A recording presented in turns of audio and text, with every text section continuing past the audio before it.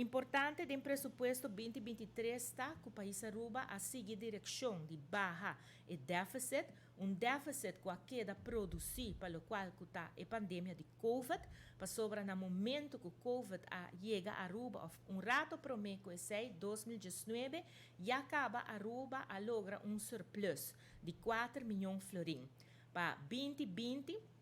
nós apresentamos presupuesto com surplus de 46 milhões de florins, mas aqui, lamentavelmente, aguardo manenta bisa bari for de mesa dor de pandemia. Dor de pandemia nós cai grandemente e se me por mostra rato e impacto, se nós for vai em outro sheet, essa aqui está o impacto que o COVID tem, riba lo qual que está parte desde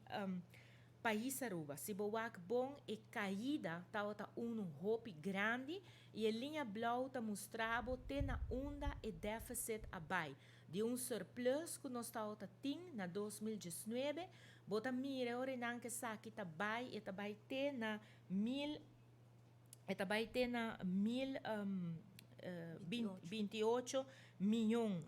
florim, pois na outro bana bo por aqui desde a cifra, desde dois de gráfico não, é prometo por aqui na lo qual que tabira percentagem de nos GDP, de nos economia, camina bota waku Aruba tá perde terceira parte de sua economia e depois pouco a pouco nós tá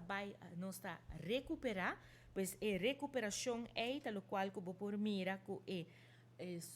strepe blau bayendo arriba, pero nós não chega ainda na caminho nós estava na 2019. Se boa bom,